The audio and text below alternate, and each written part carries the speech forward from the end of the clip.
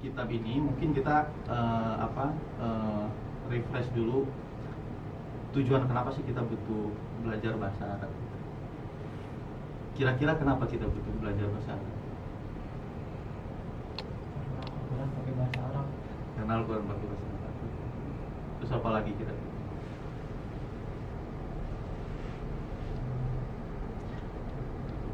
Karena hadis bahasa Arab. Nah, karena buku-buku Islam rata-rata berbahasa Arab. Kitab-kitab primer untuk kajian-kajian Islam banyak bahasa Arab. Dan memang itu adalah jawaban standar dari setiap orang yang kita tanya, kok siapapun itu ditanya yang mau di kalangan apapun orang Muslim pasti ditanya kenapa butuh bahasa Arab, pasti jawabannya adalah karena Quran berbahasa Arab. Dan memang di hadis juga disebutkan khairukum man ta'allamal Qur'an wa 'allamahu. Jadi orang yang paling baik di antara kalian adalah orang yang mempelajari Al-Qur'an dan mengajarkannya. Nah, bagaimana kita bisa mempelajari Al-Qur'an kalau kita tidak bisa bahasa Arab?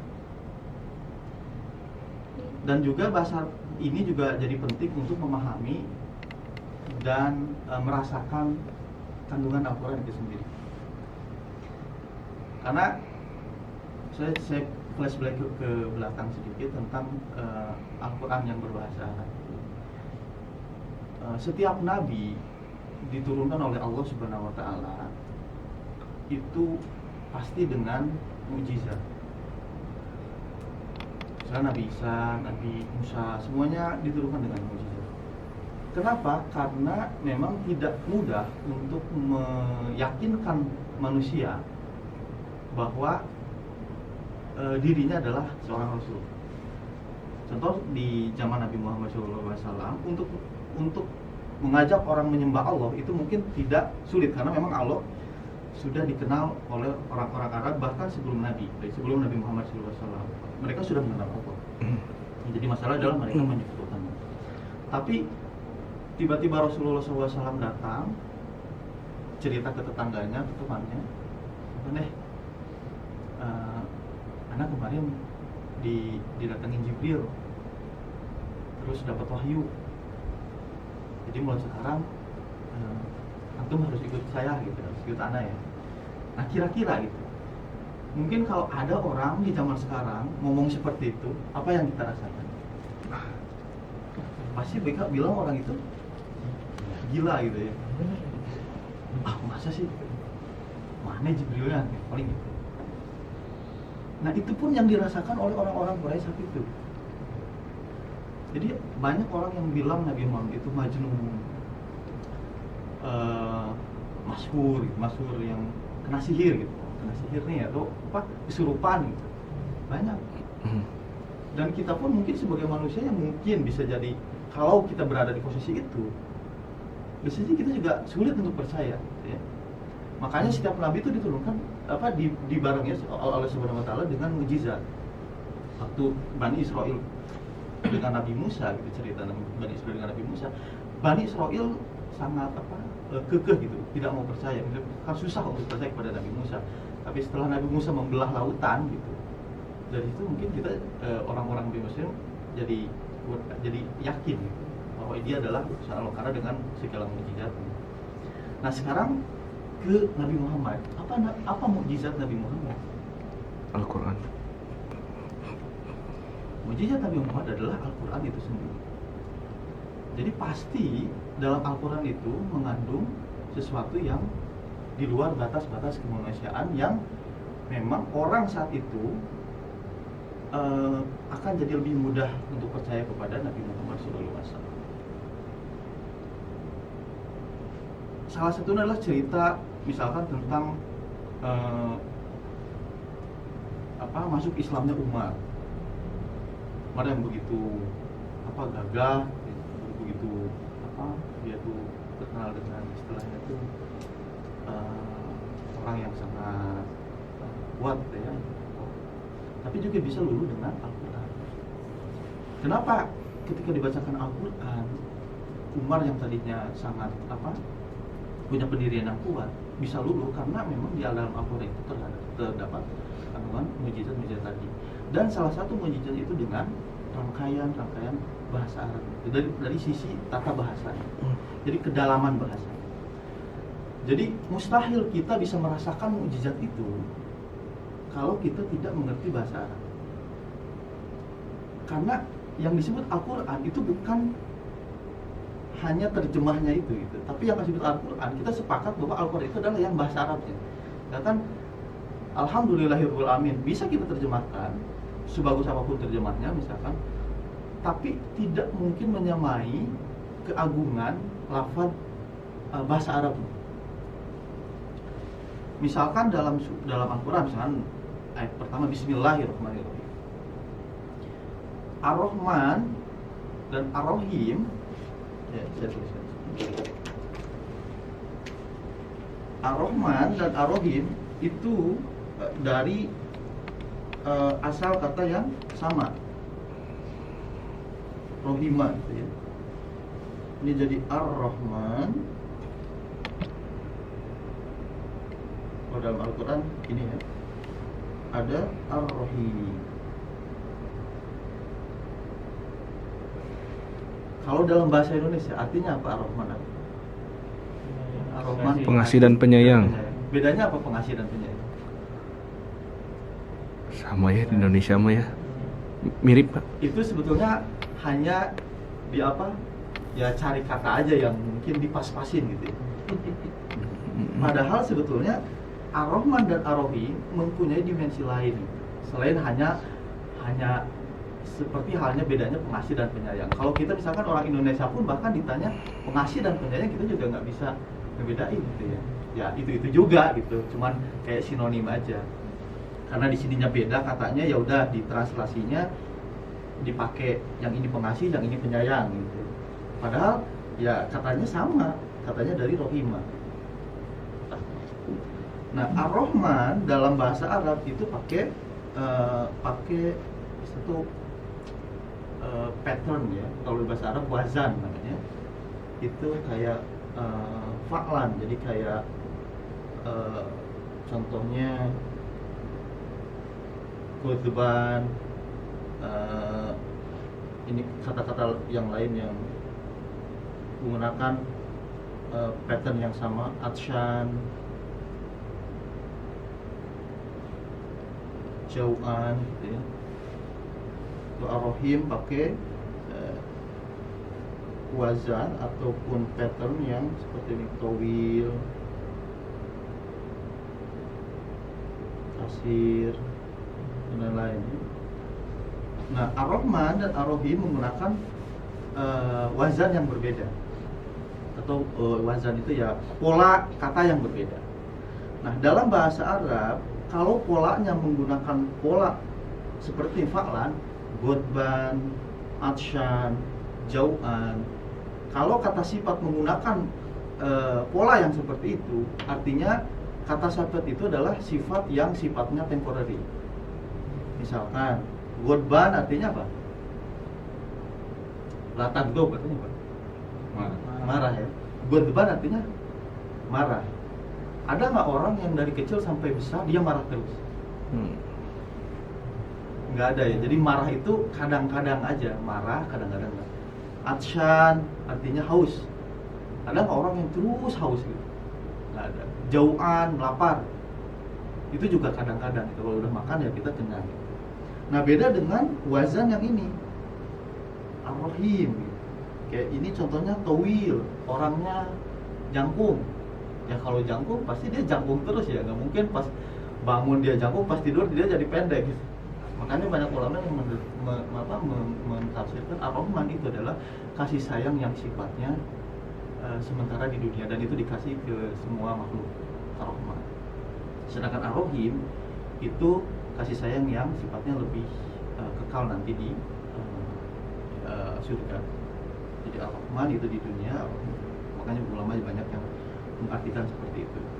Tapi dalam bahasa Arab juga Ar-Rahman dan Ar-Rahim itu tidak menggunakan kata sambung. Misalkan Bismillahirrahmanirrahim. warrohim. Jadi ar-Rahman ar-Rahim itu nggak pakai ar-Rahmanu warrohimi, nggak pakai dan gitu. Kalau di Indonesia mungkin kadang-kadang kita artikan dengan menyebut nama Allah yang Maha Pengasih dan Maha Penyayang gitu. Tapi dalam bahasa Arab itu padahal tidak ada dan sama sekali gitu. Pengasih, penyayang, ar-Rahman, ar-Rahim. Kenapa? Karena penggunaan waw dalam bahasa Arab itu juga nanti berimplikasi pada makna yang berbeda. Kalau kita menggunakan waw, artinya kalau kita misalnya menghilangkan waw itu artinya ar-Rahman dan ar-Rahim itu juga gitu. Jadi Allah itu ar-Rahman sekaligus ar-Rahim. Jadi bukan ar-Rahman dan ar-Rahim. Kalau dan ar-Rahim nanti bisa jadi menjadi entitas yang berbeda. Makanya tidak pasti. Itu contohnya dalam contoh kecil, salah satu contoh di Al-Quran gitu ya, Bismillahirrahmanirrahim. Atau misalnya Alhamdulillahirabbil alamin. Itu juga nanti dari sisi tata bahasa itu memiliki kandungan tata bahasa yang sangat tinggi. Makanya dalam banyak itu kisah-kisah yang kita mungkin dengar dari riwayat-riwayat yang tersebar, banyak yang dari sahabat Nabi yang itu dia masuk Islam gara-gara dia mendengar bacaan Al-Quran, hanya mendengar bacaan Al-Quran. Kenapa? Karena memang dari sisi tata bahasa itu dia mengandung mukjizat. Mungkin di riwayat lain seperti kayak Abu Jahal dan Abu Sufyan yang mengendap-endap malam hari di belakang rumah Nabi hanya untuk mendengarkan bacaan Al-Quran. Pas pagi mereka yang satu datang dari arah yang berbeda, yang satu berbeda, akhirnya ketemu Abu Jahal sama Abu Sufyan, padahal mereka adalah orang-orang yang sangat menentang dakwah Nabi Muhammad SAW dan mereka termasuk tokoh waktu itu ya, tokoh kaum Quraisy waktu saat itu. Mereka bertemu di situ, ngapain kamu di sini? Gitu. Abu Jahal, Abu Sufyan juga begitu. Ya udah, mereka artinya berdua bersumpah untuk tidak datang lagi ke situ. Tapi malam berikutnya mereka datang lagi, paginya ketemu lagi gitu. Sampai 3 kali mereka ketemu lagi. Nah itu sebegitu adiktifnya mereka terhadap Al-Quran itu. Mereka sangat suka mendengar. Dan mungkin sedihnya gitu, orang kafir saat itu jauh lebih ketergantungan daripada orang mukmin saat itu mendengarkan Al-Quran. Dalam Al-Quran, sungguhnya orang-orang yang beriman itu wa idza tuliyat ayat ini zadatum imana. Jadi ketika dibacakan ayatnya, mereka akan bertambah keimanan. Nah mungkin kita juga bisa mengukur keimanan kita ketika dibaca Al-Quran, nambah nggak gitu keimanannya? Apa yang kita rasakan ketika Al-Quran dibacakan? Atau ada cerita lagi tentang Utbah gitu ya. Utbah saat itu, Utbah bin Mu'aid, dia juga salah satu tokoh Quraisy waktu saat itu. Kemudian juga dia datang kepada Nabi Muhammad, dia menentang dakwahnya Nabi Muhammad. Kemudian dia juga menghina Nabi Muhammad dan berkata, jadi kayak debat gitu, diadakan kayak diskusi publik gitu, debat dengan Nabi Muhammad. Terus dia juga mulai, Utbah itu berbicara, wahai Muhammad, kenapa kamu mengganggu saudara-saudara kami? Apakah apa yang kamu mau adalah harta atau jabatan? Kamu tinggal bilang berapa harganya akan kami bayar, asalkan kamu menghentikan dakwah. Sampai begitu si Utbah ini menghina Nabi, tapi Nabi hanya terdiam mendengar kata-kata itu. Dan setelah Utbah selesai dengan semua caciannya, makiannya, Nabi Muhammad hanya membacakan surat Fusilat. Dia hanya terdiam dan langsung membaca Al-Quran surat Fusilat dari 1 sampai 30. Hanya sampai ayat ke-14 Utbah tidak bisa menahan air matanya. Sampai di satu riwayat dikatakan bahwa Utbah itu sampai menutup mulut Nabi Muhammad, katanya, hentikan gitu, aku sudah tidak bisa menahan ini. Akhirnya dia pulang dengan tangan kosong, dan sampai dari mulai itu dia tidak pernah mengganggu Nabi Muhammad. Meskipun dia tidak diceritakan bahwa dia akhirnya masuk Islam, tapi dia istilahnya terkagum dengan bacaan Al-Quran. Itu mungkin salah satu hal yang mungkin bisa jadi menyemangati kita juga untuk terus mempelajari Al-Quran. Salah satunya yaitu dengan mempelajari bahasa. Dan juga bahasa Arab ini juga penting dalam memahami hadis-hadis Nabi Muhammad SAW dan kitab-kitab para ulama, kitab fikih karena kan kita juga diperintahkan masuk agama Islam ini udhulu islami kafah, masuk Islam itu secara komprehensif. Jadi kitanya memang harus serius. Kita berislam itu ya serius, nggak cuma kayak hanya ritual sholat ya sholat gitu, jumatan, tapi juga kita serius. Contoh misalkan kita gini, kenapa kita juga butuh bahasa Arab? Contoh misalnya kita di sini di Jepang, terus mungkin bapak-bapak di sini juga udah pada bisa bahasa Jepang kan? Kenapa kita belajar bahasa Jepang di sini? Karena kita butuh. Nah sekarang kenapa kita nggak bisa nggak belajar bahasa Arab? Mungkin gitu kita ngerasa bahwa kita nggak butuh. Padahal kebutuhan kita akan mempelajari Al-Quran, mendalami ilmu-ilmu tentang Islam itu jauh lebih penting dibanding pekerjaan kita. Nah, secara prinsipil itu jauh lebih penting. Meskipun pekerjaan kita juga penting, belajar bahasa Jepang juga penting, gitu. Belajar bahasa Inggris juga penting. Tapi belajar bahasa Arab itu sangat penting. Malah Imam Syafi'i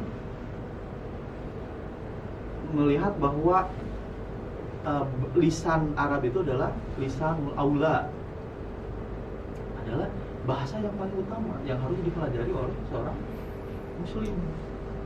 Kalau kita orang Muslim terus kitanya juga tidak belajar bahasa Arab, ya mungkin sebenarnya ya Muslim tapi mungkin kurang sempurna gitu. Ya Muslim bisa jadi Muslim tapi kurang sempurna. Karena kita juga bagaimana kita bisa memahami apa yang kita baca di dalam sholat, apa yang kita ucapkan ketika misalnya orang yang berdoa, kita hanya mengaminkan saja tanpa kita tahu apa itu maknanya.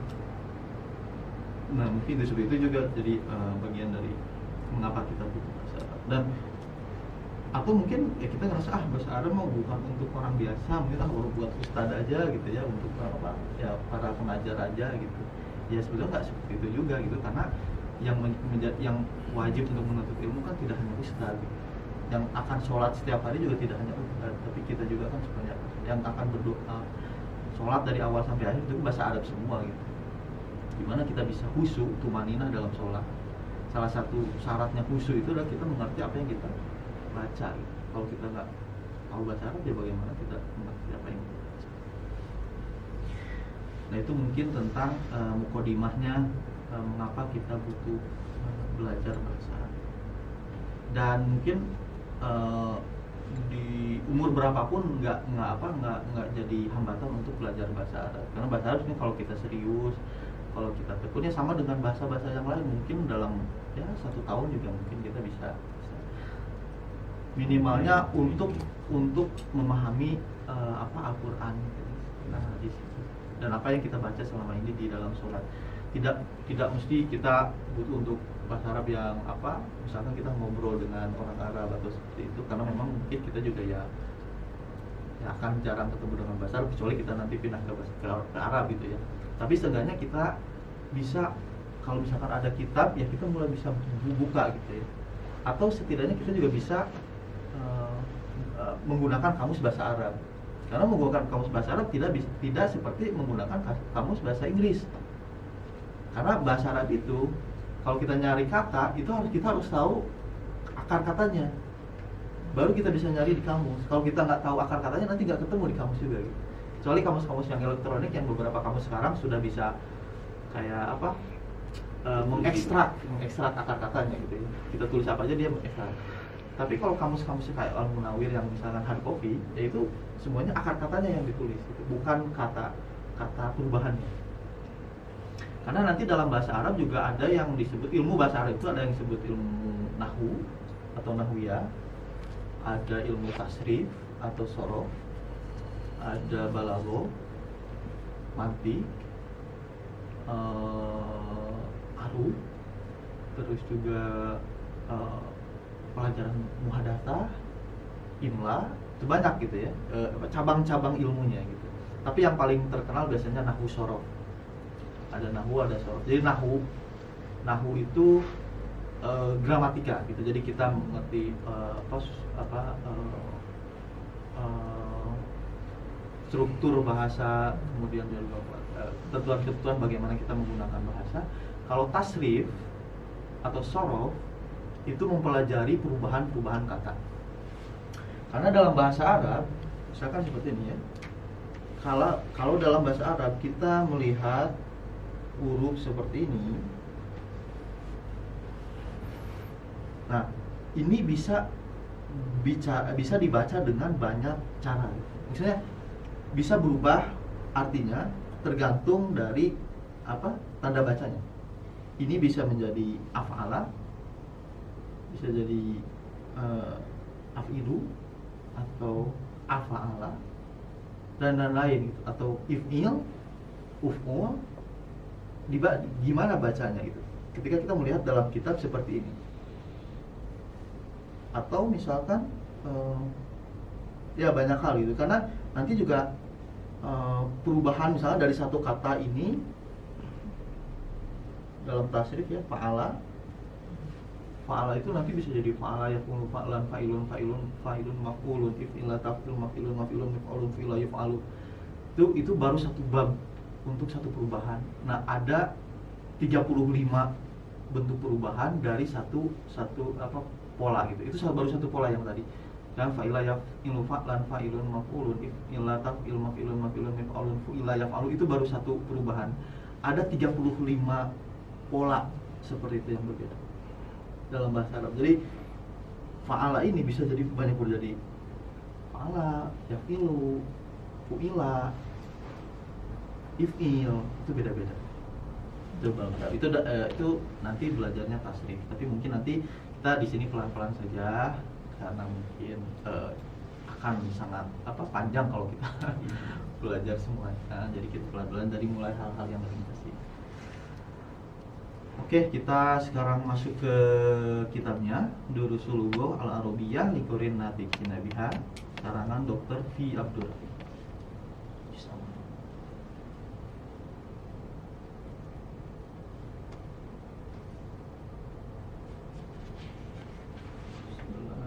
Nah, ini pelajaran pertama ini ad-darsul awal ya, ad-darsul awal ini tentang hadza. Hadza itu artinya apa di Arab? Ini ya. Kita sering hadza, ini. Nah, hadza itu bacanya gimana? H-nya itu panjang, za-nya itu panjang ya. Jadi hadza, bukan hadza, bukan gitu, atau hadza bukan, atau hadza, tapi hadza. Karena sebetulnya hadza ini sebetulnya dua kata asalnya. Ha dan za. Jadi sebetulnya yang ini tuh isim isyarah disebutnya, di kata-kata tunjuk. Dalam bahasa Arab sebetulnya kata tunjuknya itu isim isyarah itu adalah za-nya doang. Jadi za. Misalkan di sini ini hadza baitun. Ini rumah ya. Hadza baitun. Ini rumah. Nah, sebetulnya kita bisa bilang juga za baitun. Tapi di bahasa Arab lazimnya itu pakai hadza. Tapi kalau kita lihat di syair-syair ataupun kayak puisi-puisi gitu, itu banyak juga yang menggunakan za baitun. Za saja. Ataupun perubahannya seperti dalam ungkapan bahasa Arab ada laisal fata may yaqulu kana abi walakinnal fata may yaqulu ha anada. Ha anada itu dari ha, ana dan za gitu ya. Jadi bukanlah seorang pemuda yang berkata ini bapakku gitu, tapi seorang pemuda itu adalah orang yang berkata inilah aku. Jadi pemuda sejati itu adalah orang yang berkata inilah aku, bukan inilah bapakku gitu. Di dalam bahasa Arab halaisal fata may yaqulu kana abi walakinnal fata may yaqulu ha anada, inilah aku. Jadi makanya ha anada itu juga dipisah antara ha, ana dan za. Di sini juga hadza baitun, ini rumah. Nah, dalam kitab Durusul Lughah yang pertama ini, di pelajaran pertama ini, nanti yang akan dikenalkan pertama kali itu adalah kalimat-kalimat simpel yang bentuknya jumlah ismiyah. Jadi dalam bahasa Arab itu ada kan kalau apa, dalam mempelajari bahasa Arab kita tuh mulai dari apa, satuan terkecil gitu. Satuan terkecil bahasa itu apa? Satu kata itu apa? Huruf, ya. Jadi misalnya kalau kita bahasa Inggris ya huruf alfabet yang kita pelajari. Dalam bahasa Arab juga huruf hijaiyah. Nah, sebenarnya huruf hijaiyah atau abjad gitu ya. Nah, sebenarnya disebut abjad atau alfabet itu sebenarnya ada apa sejarahnya juga. Kenapa disebut abjad? Karena dulu tartib bahasa Arab itu bukan hanya tartib yang sekarang abatasa gitu. Tapi ada juga tartib yang lain yang dulu yang lebih klasik itu abajada. Jadi abjad. Itu. Tapi yang sekarang itu jadi tartib. Jadi ada tartib abjadi, ada tartib alif ba'i. Tartib abjadi atau urutan yang menggunakan abajada, jadi abajada. Kalau alif ba'i yang abata saja. Tapi dulu makanya tartib yang abajada itu, huruf abjadi itu juga diserap dalam bahasa yang apa? Huruf alfabet biasa, ABCD, jadi urutannya ABCD gitu ya.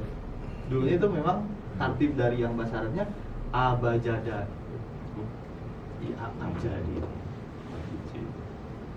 Alfabet. Nah, dalam kalimat selain huruf itu tadi, huruf itu akan membentuk ya. Ini nggak ada penghapusnya. Ada dua itu. Terus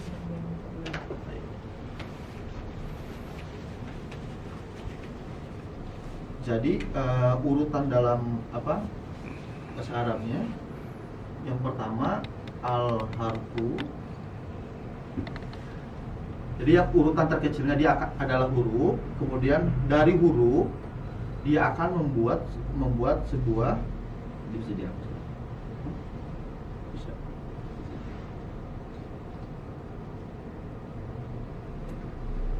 Al-kalimat. Jadi satuan terkecilnya huruf disusun akan membuat jadi kalimah. Jadi kalimah dalam bahasa Arab itu bukan kalimat yang dalam bahasa Indonesia. Kalau kalimat dalam bahasa Indonesia itu sentence ya, kalimat. Tapi kalau kalimah itu dalam bahasa Arab itu artinya kata. Jadi kalau kata dalam bahasa Arab itu artinya al-kalimah atau kalimah gitu ya.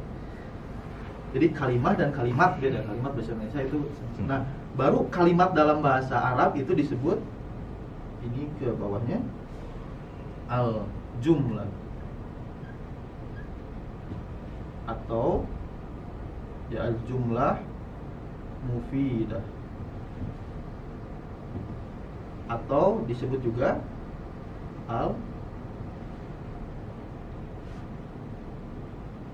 al-kalam. Jadi huruf, kalimat, setelah jadi kalimat dirangkai menjadi jumlah mufidah atau disebut juga kalam. Baru dari jumlah mufidah disusun, baru nanti jadi paragraf atau disebut fakroh kalau dalam bahasa Arab. Huruf, kalimat, dari kalimat jadi jumlah mufidah atau kalam, kemudian dari kalam jadi fakroh atau paragraf. Nah, nanti dalam pelajaran nahwu huruf pun dan nanti ada beda-beda, ada huruf mabani, ada huruf ma'ani, ada huruf jar dan lain-lain. Kalimat, nah kita masuk ke kalimat. Kalimat, al-kalimah dalam bahasa Arab kata itu ada 3. Jadi kata itu ada 3. Yang pertama ada yang disebut dengan fi'il, yang kedua ada yang disebut dengan isim, yang ketiga disebut dengan huruf. Jadi huruf pun, al-harfu pun termasuk dari kata tadi kan. Tapi dalam kata sendiri atau kalimat sendiri itu ada 3. Ada fi'il, ada isim, ada huruf. Kalau dalam bahasa Indonesia pembagian kata itu kan ada banyak, ada kata kerja, kata benda, kata keterangan, kata lain-lain lah gitu ya. Kata sifat dan lain-lain. Dalam bahasa Inggris juga ada adjektif, ada verb, ada noun, ada dan lain. Nah, kalau dalam bahasa Arab itu cuma ada 3. Ada fi'il, isim, dan huruf. Al-fi'lu, al-ismu, dan al-harfu. Itu pembagian kalimat. Nah, masing-masing pembagian ini juga nanti pembahasannya panjang gitu tentang fi'il tadi ya. Fi'il itu ada fa'ilah itu, fa'ilah yaf'alu dan lain-lain sampai berapa bab. Isim juga nanti ada isim isaro, ada isim mausul, ada isim maf'ul, zaman, makan, alat dan lain-lain. Isim. Huruf juga tadi ada isim. Nah, tapi kita akan belajar di sini itu adalah dengan menggunakan jumlah tadi, jumlah ismiyah ya. Nah, setelah kalimat ada al-jumlatul mufidah, jumlah mufidah atau kalimat sempurna. Nah, jumlah mufidah itu terbagi ke dalam dua. Ada jumlah fi'liyah, ada jumlah ismiyah tadi ya. Jumlah fi'liyah adalah jumlah atau kalimat yang diawali dengan kata kerja. Jumlah ismiyah adalah jumlah atau kalimat yang diawali dengan kata benda gitu, atau menggunakan isim gitu ya. Meskipun isim itu bukan hanya kata benda, tapi untuk simpelnya ya kita bilang saja kata benda. Tapi nanti pembahasannya akan lebih banyak. Tapi untuk sementara kita bilang bahwa isim adalah kata benda. Nah, tadi jumlah mufidah itu ada jumlah fi'liyah dan jumlah ismiyah. Nah, jumlah di dalam pembelajaran bahasa Arab pertama ini semuanya masih jumlah ismiyah. Jadi saat ini satu jumlah, satu kalimat, bahasa Arab Indonesia satu kalimat yang diawali dengan isim. Hadza ini adalah isim, sebut isim isyarat tadi. Kata tunjuk gitu ya.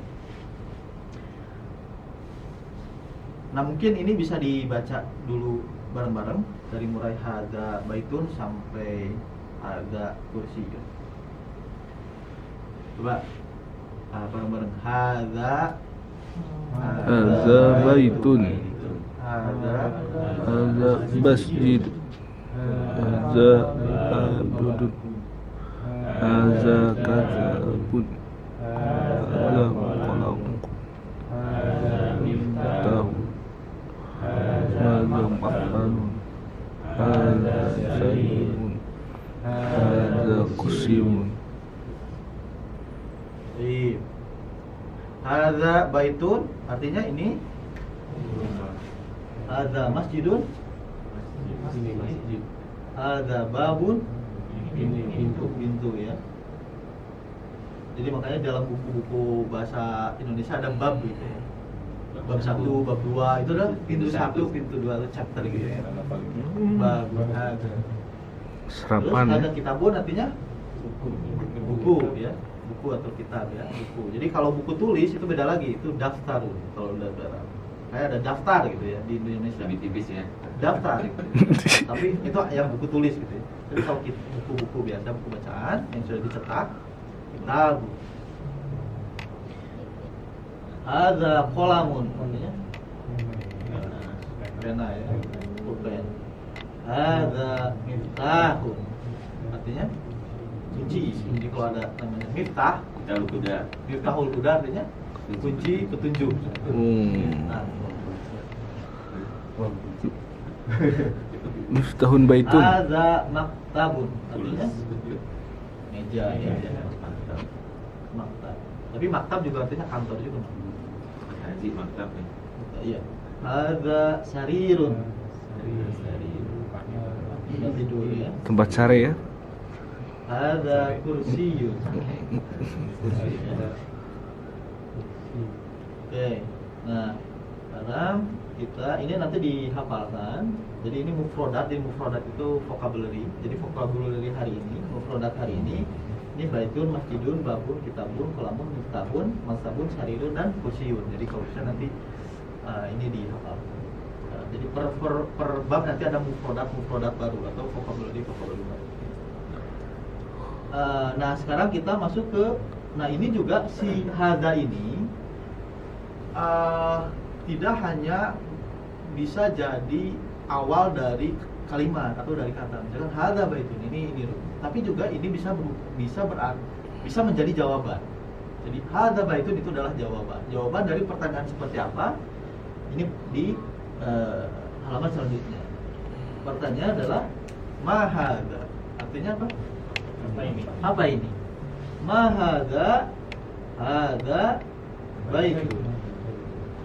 Ahadza baitun artinya apa? Sama.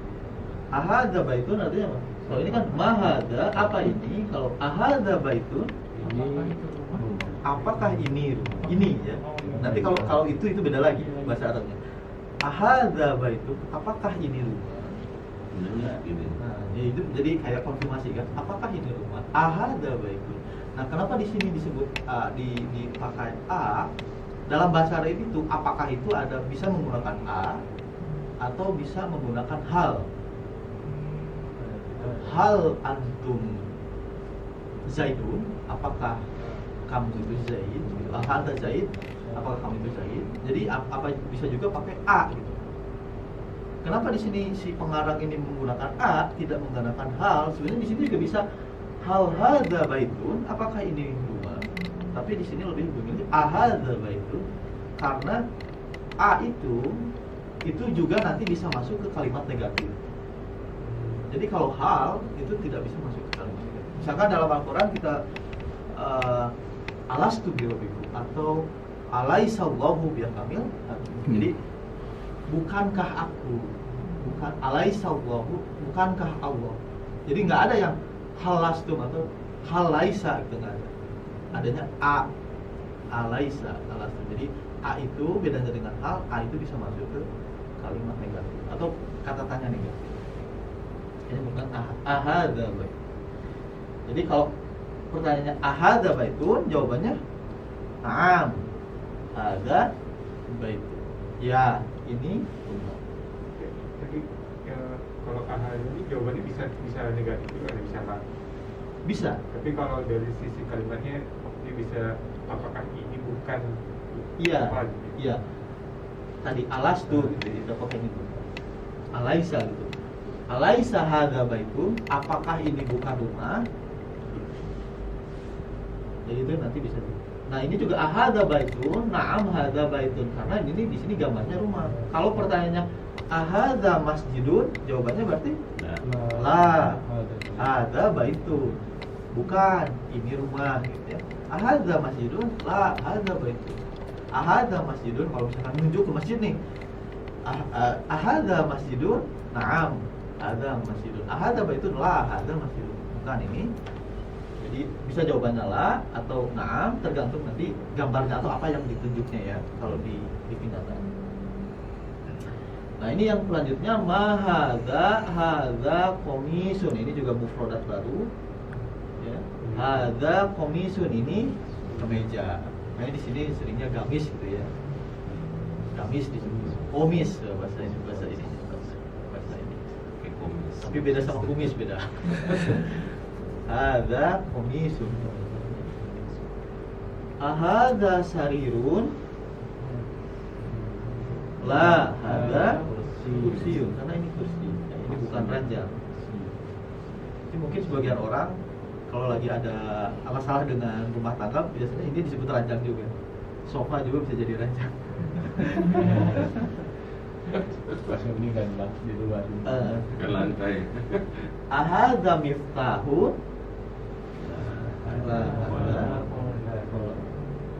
Mahadza, apa ini? Hadza najmun. Jadi najmun artinya apa? Bintang. Bintang.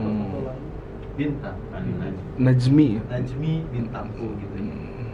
Najmi ya. Anti najmi, kamu adalah bintangku. Iya, najmi. Atau ada najmuddin gitu ya. Bintangnya agama. Wah, Namanya najmuddin bagus ya. Najmuddin. Ya. Jadi ini cara merangkai pertanyaan. Kalau tadi merangkai kata ininya ya, dengan kalimatnya. Kalau di bawah ini merangkai pertanyaan menggunakan hadza. Ma hadza, hadza. Oke.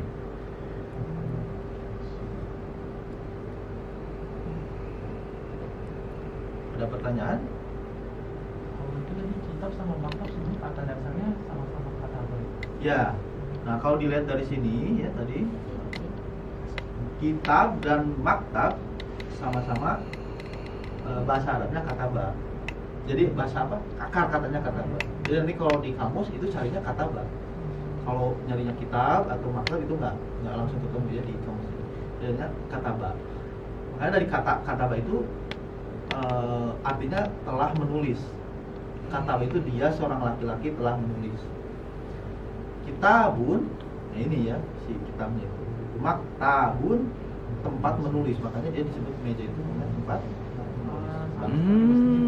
Ya, masjid juga dari sujud. Sajadah Depannya artinya mak, weh tempat lah ya.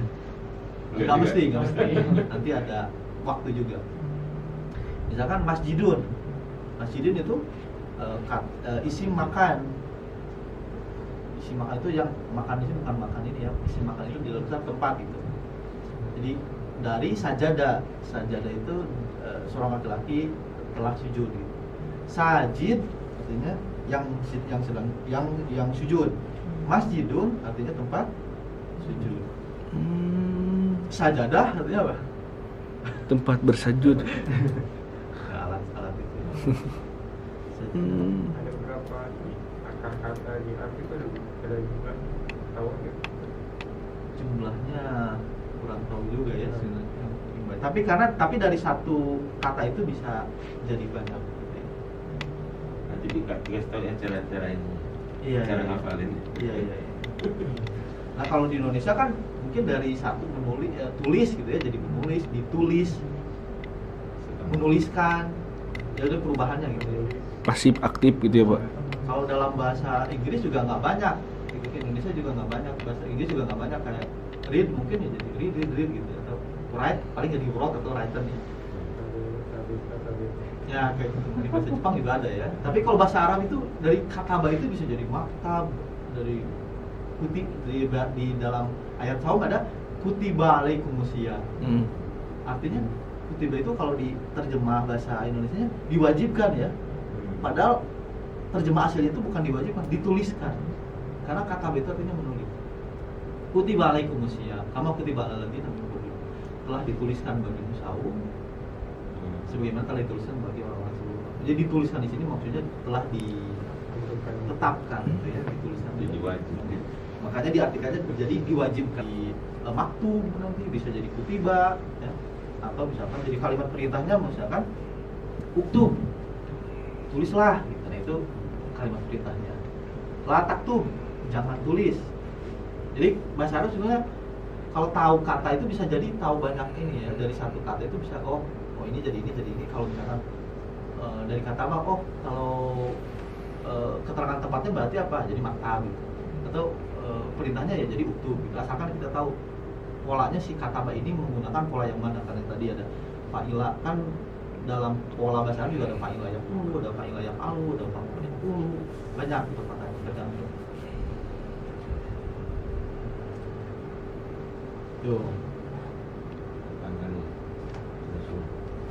Oh iya ya. Nah mungkin pertemuan kali ini sampai di sini dulu. Nanti selanjutnya di sini ada tamrin, ya. Latihan. Tamrin itu latihan. Gitu. Jadi kalau ada anak nanti yang latihannya bagus namanya husni tamrin. Ini bagus.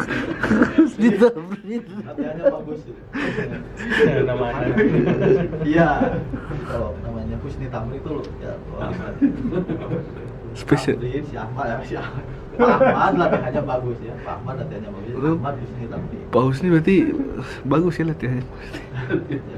Ya nanti ini pertemuan minggu depan. Untuk hari ini kita cukupkan di sini. Mudah-mudahan kita terus bisa ini. Tapi nanti juga sebelum, mungkin kalau tidak hanya di pertemuan, di rumah juga bisa baca-baca. Dihafalkan dulu misalkan mufradat-mufradatnya. Untuk bikin mudah-mudahan bermanfaat. Mungkin hari ini cukup sekian karena sudah masuk subuh. Alhamdulillahirrahmanirrahim. Kita tutup dengan doa untuk kafaratul majlis.